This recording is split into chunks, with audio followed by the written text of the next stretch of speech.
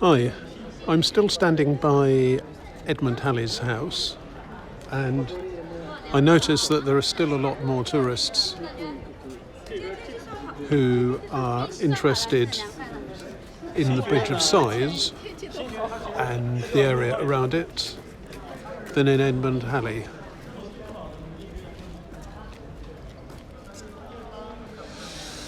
Let me just point out, by the way, since I'm pointing to the Bridge of Sighs, that it's often said that it's named after the Bridge of Sighs in Venice. I think it's the Ponte dei Sospiri. But if you look up photos of the Bridge of Sighs in Venice, then there's very little similarity between it and that. About the only similarity is they both carry people over an open space. So have a look at the images. Both are worth seeing, but they're certainly not the same. What I am now going to do is to wander up to the other end of Oxford and show you something. And in preparation, I just want to say, "Rrr."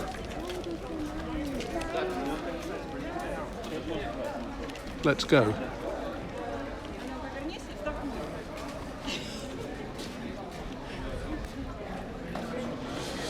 This was going to be one of my Oxford While It's Sunny videos, but something funny has happened to the sky and it's gone all sort of brassy.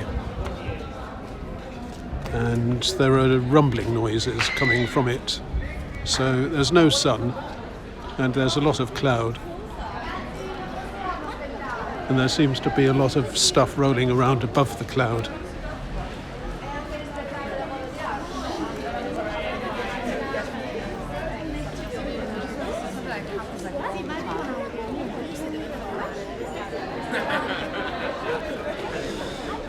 So treat this partly just as yet another walk through Oxford and see how Oxford changes day by day as the weather comes and goes and the people come and go.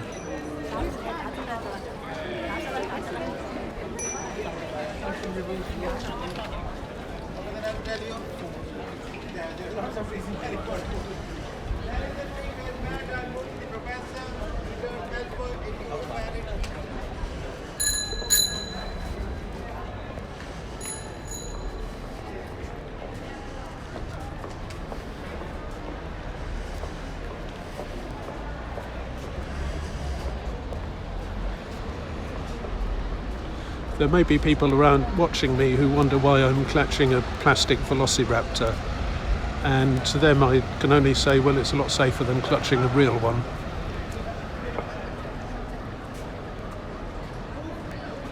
Okay, I'm going to walk up Parks Road.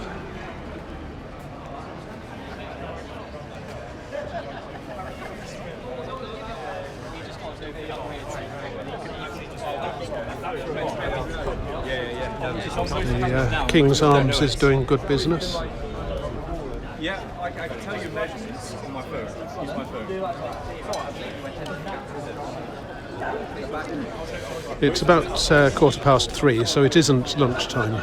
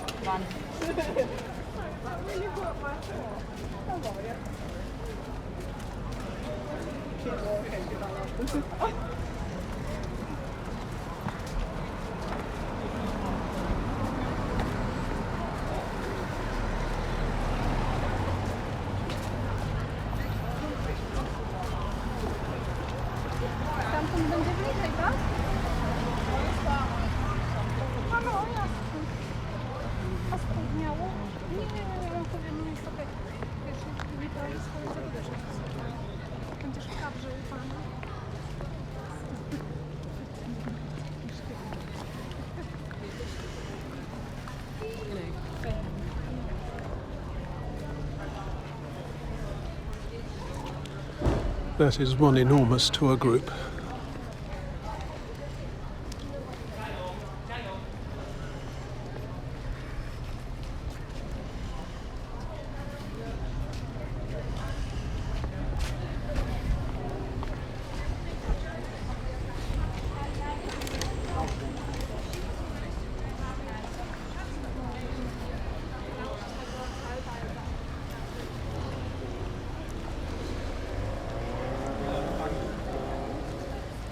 Trinity.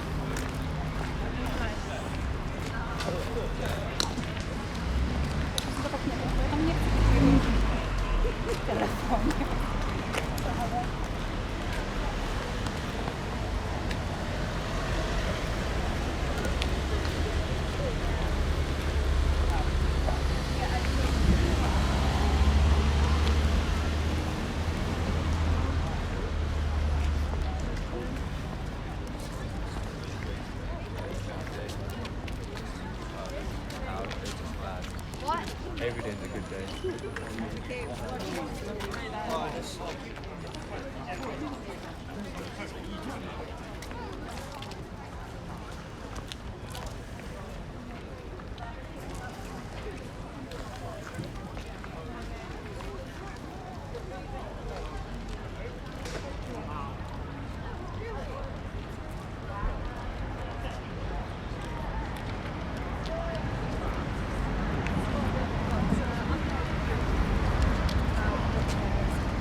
This is brick used as you may never have seen brick used before.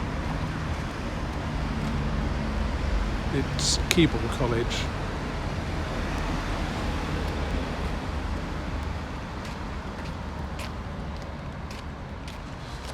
On Keble's website, they like to point out that it was the first, as they put it, the first college of the modern era, and that it was founded in 1870. In fact,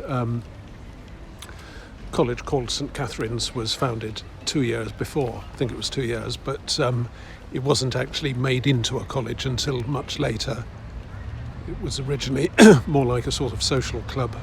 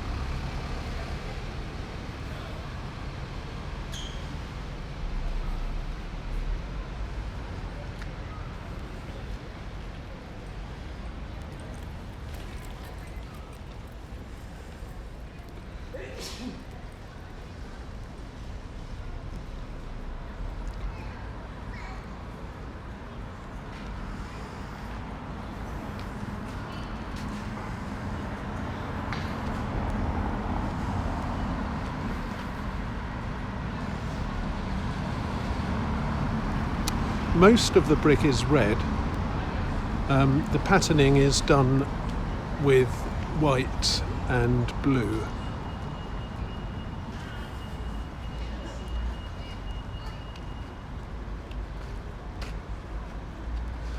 And it may be that Keble looks rather elongated compared to other colleges that you've seen. And that's because I think compared with all the older colleges, it used corridors. It arranged rooms on corridors rather than up staircases. So the layout is quite different. Though it does still arrange its buildings around the quadrangles.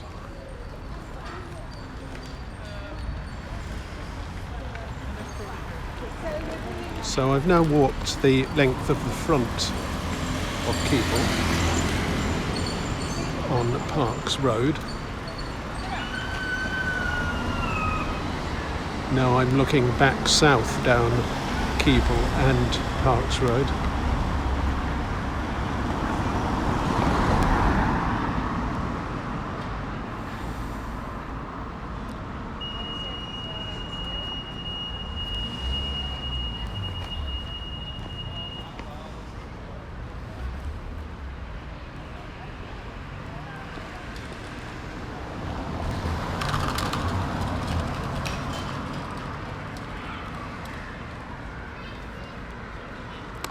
And I'm now coming to what is fairly enough called Keble Road.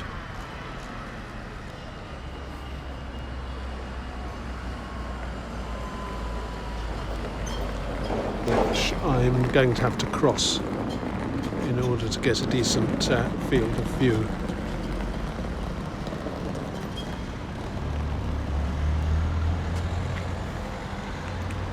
The problem with this is just that the motorists are insane and you can't rely on them stopping round here.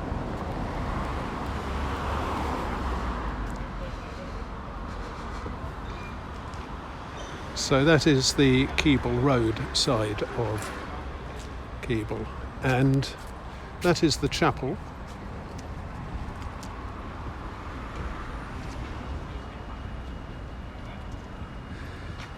And I think I'm allowed in it if I pay for a visit to Keble, but I'm not sure that it would be well regarded if I were to take photos.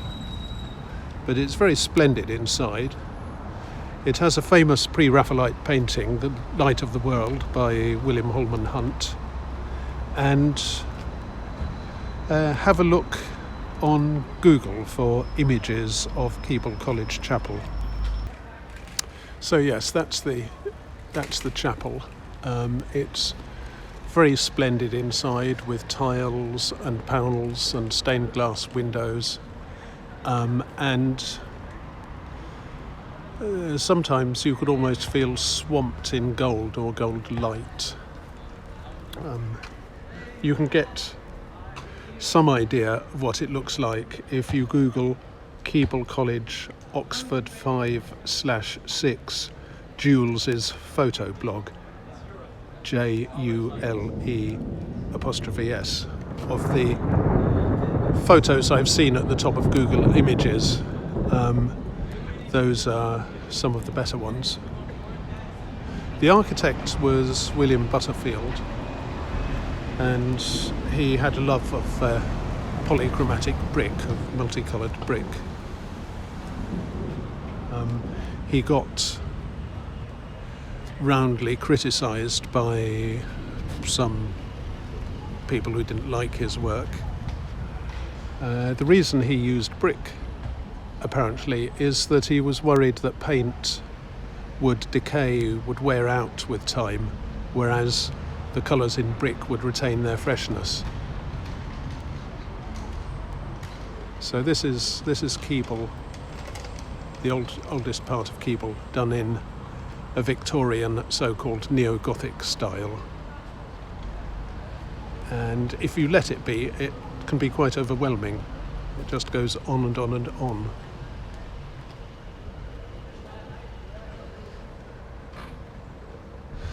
Keble has later additions, such as the building that I'm coming to now, which is comfortable enough inside, but it does look a bit too much like a warehouse. Same sort of proportions as Butterfield's work, but certainly not the same decoration.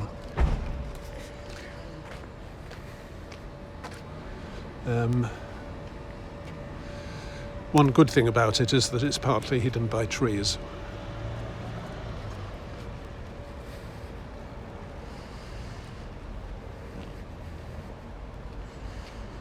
So that is the Arco building of Keble.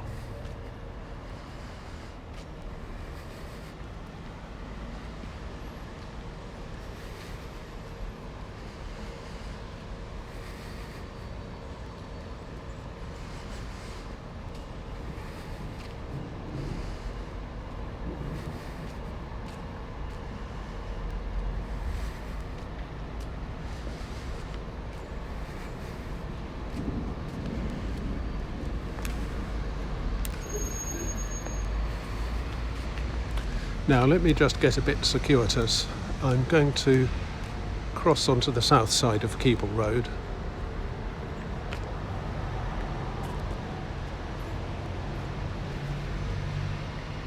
Walk a very little west onto Banbury Road. So I'm near St Giles and I'm near Taylor's, which is where I've started a fair few videos.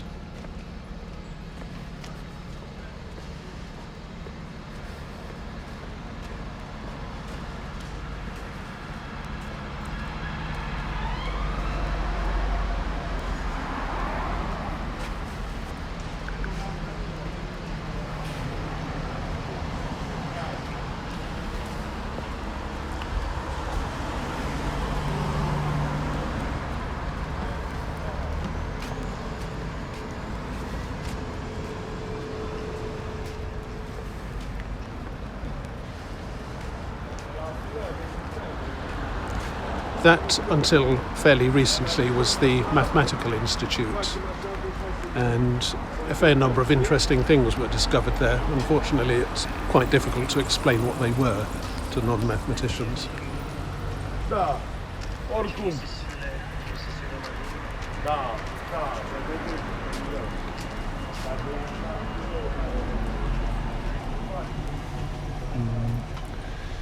It's raining. I'm going to carry on and hope that it doesn't damage anything.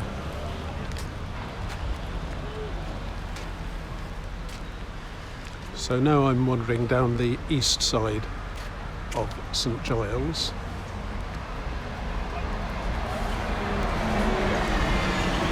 Looking towards the junction with Broad Street.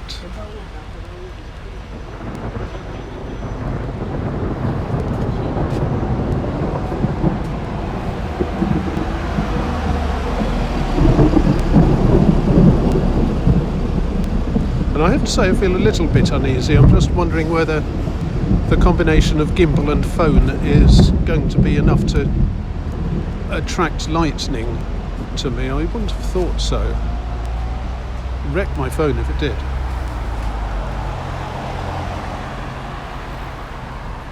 Wreck me too.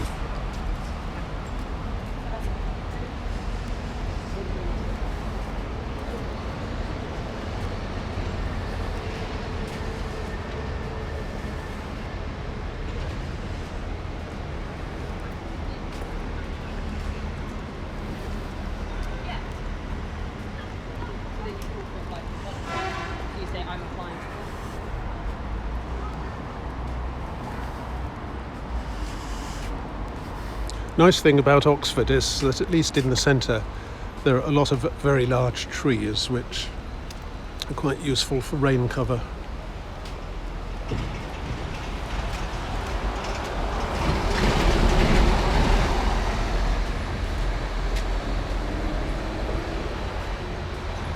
Okay, so what I'm walking towards now is a pub called the Lamb and Flag. for a time it closed during the early years of the pandemic, and we thought that it wouldn't reopen, which would be a shame, but it seems to have weathered it.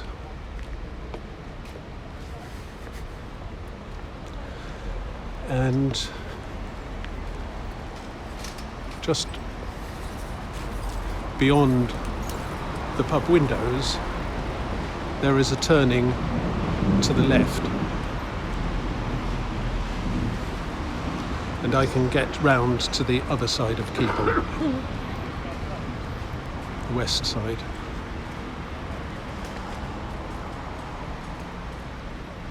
So this is Lamb and Flag Passage.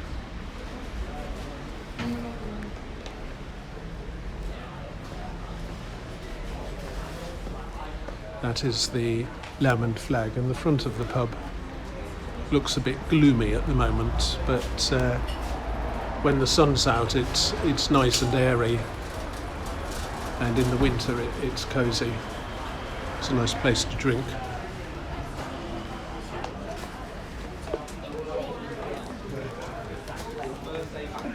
That's where the beer is sold.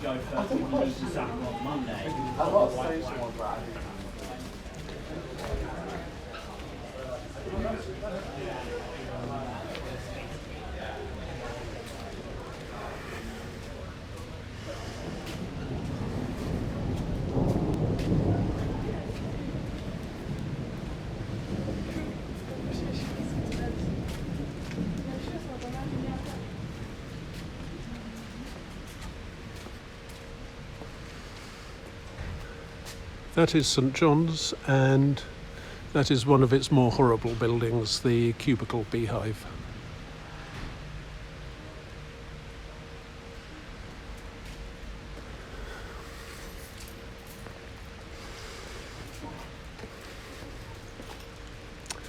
This is a continuation of Lamb and Flag Passage, and that is Parks Road in front of me. The Natural History Museum, the University Museum, just ahead and to the left.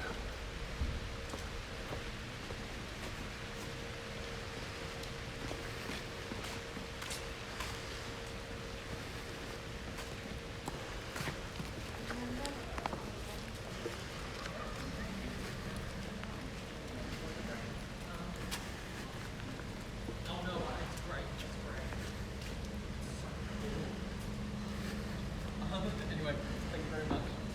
Bye.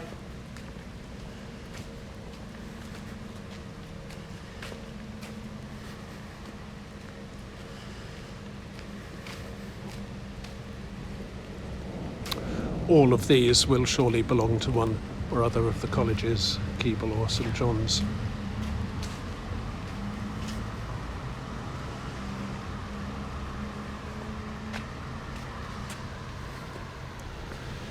And this is the back end of Keble, and I'm told that that is known as the Elephant House because of its resemblance to the Elephant House at London Zoo. A friend of mine always called it Corfe Castle because of the resemblance to that building, that's C-O-R-F-E.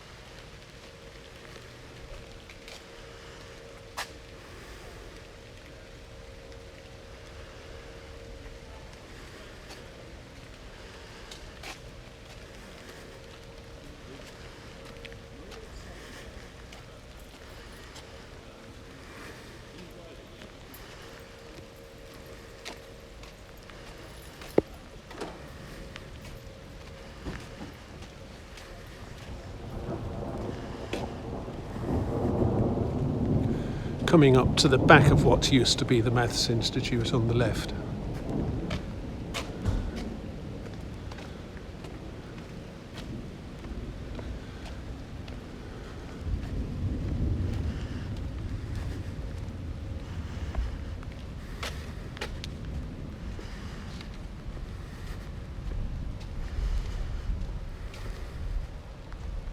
Not quite sure, but I'm fairly sure that's the Keble College Bar, the O. It looks a little bit between looks a little bit like a cross between a flying saucer and what I believe is called a conversation pit.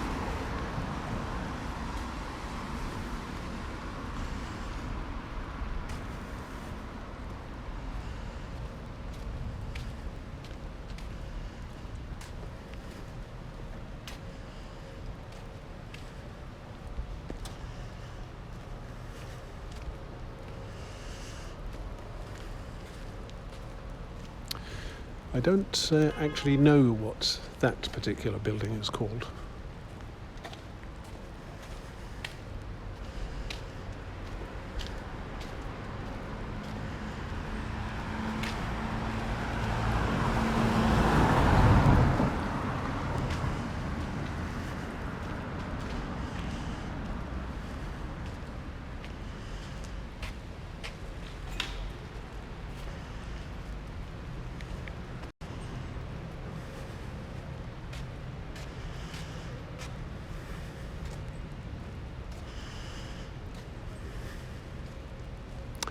So this is what I want to finish this video with.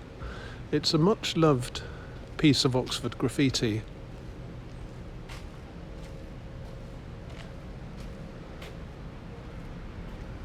Which has been so carefully preserved that when it was necessary to build a door in the wall, they sited one side of the door just to the dinosaur's nose and then redrew the head. So we have two dinosaurs. Remember what happened to the dinosaur, and I did, and look what happened to me.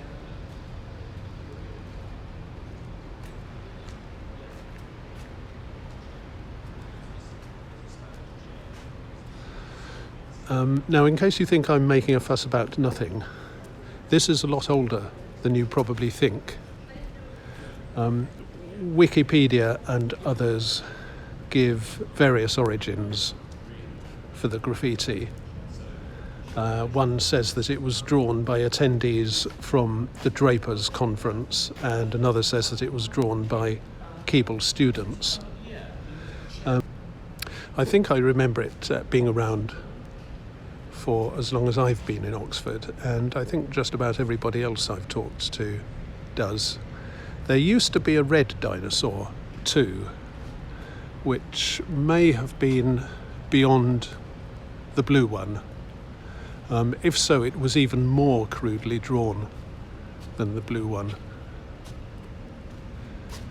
Possibly a reference to Russia or the Soviet Union. Anyway, there is a social media channel, a social media platform called Reddit, which some viewers will know. And somebody asked a question about the origin of the dinosaur yesterday in the Oxford group. And somebody posted a history of it only last night, as far as I can tell.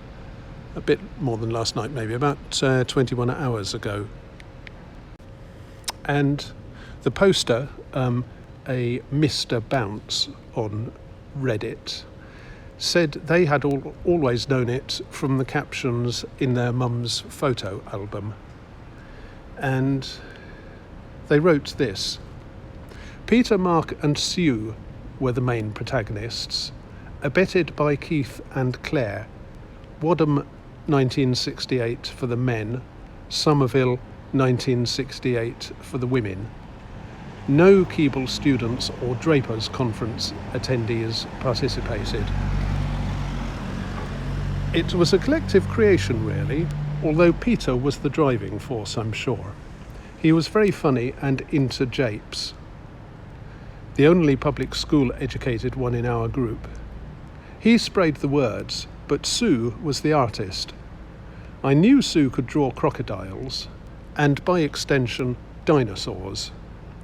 It wasn't finished in one go. Keith and I were lookouts on the first night.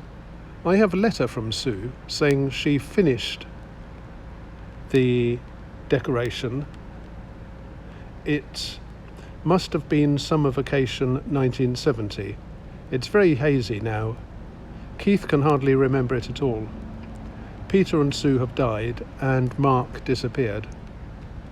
I can't remember why we did it. It just seemed appropriate, rather silly, which was fashionable, and a bit daring, I suppose. Protest was also in vogue. It was a good wall on a back street, maybe. The photo would have been taken before I left Oxford. Probably 1971. Sue and I went to see it 30 years later, I think, and noticed a door had been inserted and the head redrawn. It's lovely how Keble have taken it to their hearts. So that, as far as I know, is the authentic history of Remember What Happened to the Dinosaur. It wasn't drawn by Keble students, and it wasn't drawn by people from the Drapers' Conference. It was drawn by people from Wadham and Somerville. And by the way, in those days there was sex segregation. There were 5 colleges for women, the rest were for men. So the women could not have been at Wadham and the men could not have been at Somerville. That only started changing in the mid-70s. Oxford lags behind a bit sometimes. The KPG, somebody in the Reddit thread speculated that it might stand for Keble Protection Group, possibly not to do with the dinosaur directly. St John's allegedly formed a Destroy Keble Society. Every member of the society had to remove 1 brick from Keble in the hope that it would eventually be completely demolished. So the KPG might protect against that. Or KPG might be an abbreviation for a geological artifact called the Cretaceous Paleogene boundary, which is a layer of iridium and other substances deposited around the Earth, and which occurred at about the same time as all the dinosaurs were exterminated, with the exception of the birds.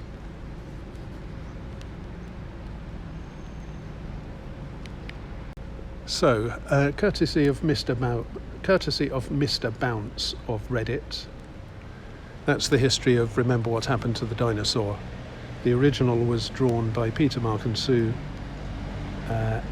abetted by Keith and Clare, and these guys all came up in 1968, and the original dinosaurs were drawn in 1970.